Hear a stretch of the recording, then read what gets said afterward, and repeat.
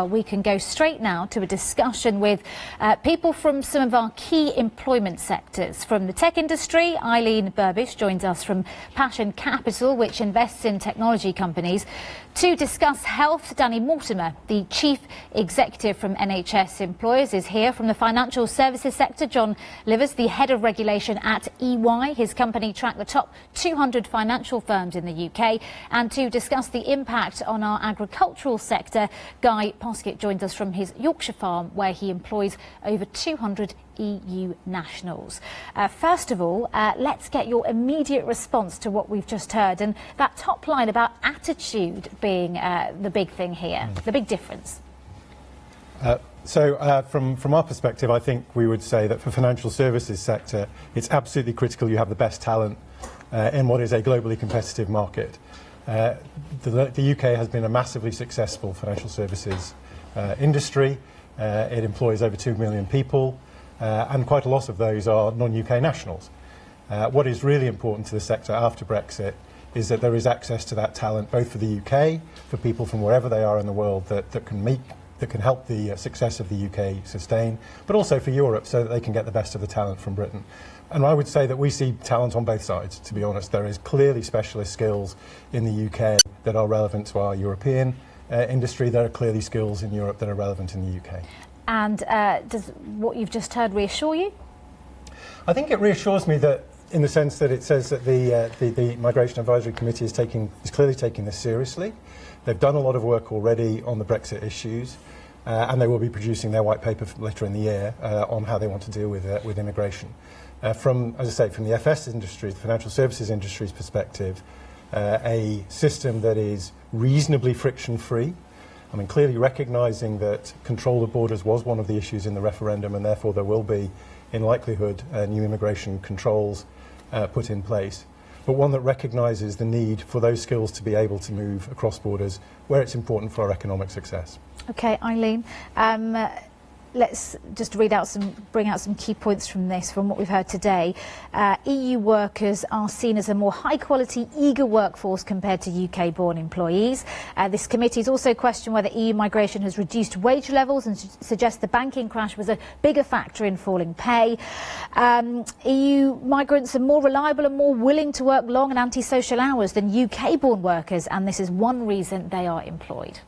Yeah, I can't actually comment on any of that because of all the people that, I have the pleasure of working with. I don't necessarily see a striking attitudinal difference between those coming from the EU or those that are here domestically sort of developed here in the UK. But I would agree with one of the other headlines that Norman sort of mentioned early on, which is this is what bosses are telling the Migration Advisory Committee. And the first and foremost point they're making is that any additional complexity will probably add burden to what we need, which is, filling really important jobs in all of these various sectors, and that's something that we can't necessarily afford, or that bosses of companies are having to consider contingency plans in order to work around. Your area's tech. How would this affect tech jobs if we had to rely on talent? How much at the moment do we rely on talent from outside the UK? We rely heavily on talent from outside the UK, and I think digital, because it's such a growing and a fast-growing sector, this is actually true around the world. So every hub from Silicon Valley to Singapore to Israel, obviously here in the UK, has a skills shortage in terms of highly skilled digital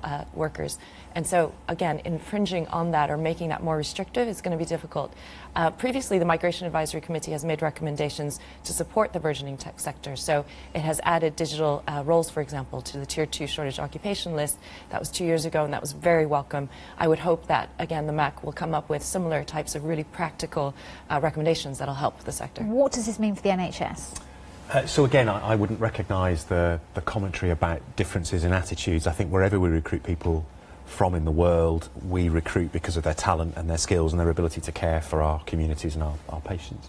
What we see in social care and health is a very big reliance on an EU workforce and also a workforce from outside the EU. So probably about 6 or 7% of our workforce are EU nationals, about another 6 or 7% are from outside the EU. And what we see in particular is that it's actually very difficult to recruit people from outside the EU. Why? Because we operate a system as a country which in effect caps work permits. So even if people have been placed on the shortage occupation list, and nurses are on the shortage occupation list, for example, at the moment in this country, their permits still are allocated within a cap. And in simple terms, the more nurses we recruit from outside the European Union, the fewer work permits we have available for doctors, or the fewer work permits are available for colleagues in digital or in financial services. So the way in which the cap is set needs to be reviewed, bluntly. And what we worry about, and I think most sectors in the economy worry about, is that actually if the system that we see in place for the recruitment of non-European nationals is applied to European nationals, lots of services across lots of parts of the economy, particularly in our case in social care and health, will grind to a halt. But attitude is a key thing here, because if we are hearing, and what we've heard before, and a lot of concern for a lot of people in the UK is immigration, and we hear things about immigrants driving down wages.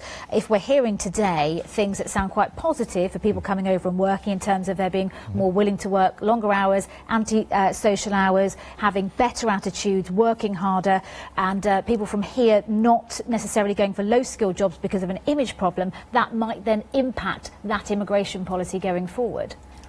Again, I can speak for our sector in particular.